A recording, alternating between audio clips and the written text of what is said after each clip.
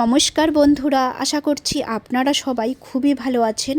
আমরাও খুব ভালো আছি। আজকে আমি লক্ষ্মী পুজোর ভিডিওটা আপলোড করলাম বন্ধুরা। আমাদের পুজোর আগের দিন রাতের বেলায় দেখুন আমার মেয়েরা মিলে দুজন ঘরের দরজার সামনে মানে মেন দরজা সিঁড়িতে একটু ফেব্রিকের আলপনা করে নিচ্ছে। আমি কিন্তু প্রতি বছর ফেব্রিকের আলপনা করি আমার মেন দরজায় সিঁড়িতে। এরপর আর পুজোর দিন আমি উপোস থেকে সেটা আতপ চালের আরেকটি আলপনা হয়, সেটা শুধুমাত্র মায়ের চরণ। তো বাচ্চারা আলপনা করেছে, কেমন হয়েছে অবশ্যই আপনারা কমেন্টে জানাবেন। তো এবার পদ্ম ফুল আঁকানো হয়েছে, এটা পুরোপুরি ওরা দুজন মিলেই করেছে। তো এবার পুজোর দিন দুপুরবেলায়, দুপুর বলতে সকাল সকালেই আমি সব করে নিয়েছি। আগে নাড়ু, তিলের নাড়ু, নারকেলের নাড়ু, খইয়ের সেই সব করে নিয়ে সবজি দিয়ে খিচুড়ি তৈরি করে নিলাম, আর এইদিকে বসিয়ে দিয়েছি পায়েস।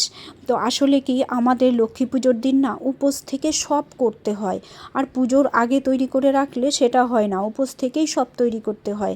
আর এইদিকে আমি কিন্তু আলুর দম, সবজি দিয়ে যেহেতু খিচুড়ি বানিয়েছি আলুর দম করে নিয়েছি, আর এইদিকে সবজিটা আরও সবজি কেটে রেখেছি, সেগুলো ভাজবো।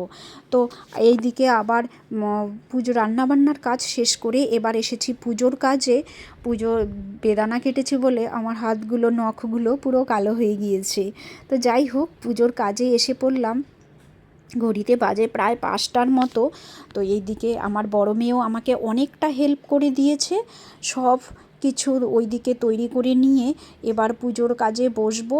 ফল টলগুলোও সব কেটে নিয়েছি মায়ের সামনে। আমাদের হয় কি, সারা বছর আমরা যেই মাকে পুজো করি সেই মাকেই পুজো করতে হয়, আলাদা করে কোনো মূর্তি আনা হয় না। তো মায়ের সামনে এই প্রদীপগুলো সব জ্বালিয়ে দিচ্ছি। জ্বালিয়ে দিয়ে এখানের আলপনাটা কিন্তু খুব তাড়াহুড়ো করে করেছি বলে ততটা সুন্দর করে করতে পারিনি। আচ্ছা যাই হোক, এবার পুজোর কাজে লেগে পড়ি। ঘড়িতে বেজে গেল প্রায় 6:30, 6:45টার মতো। আমাদের রাতের বেলায় পুজো হয়, রাত বলতে সন্ধ্যের পর চাঁদ উঠবে আমরাও পুজো শুরু করব।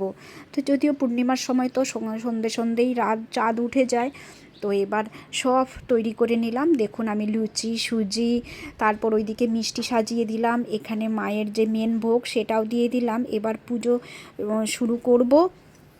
আপনাদের ভিডিওটি কেমন লাগলো অবশ্যই বলবেন, ভালো লাগলে লাইক কমেন্ট করবেন। দেখুন এইদিকে আমার পুজো চলছে, আর এইদিকে কিন্তু মেন দরজা বেলকনিতে ওরা প্রদীপও জ্বালিয়ে দিচ্ছে, মানে পুরো সারা ঘর একদম আলোয় ঝলমল করবে। আমাদের লক্ষ্মী পুজো এভাবেই হয়।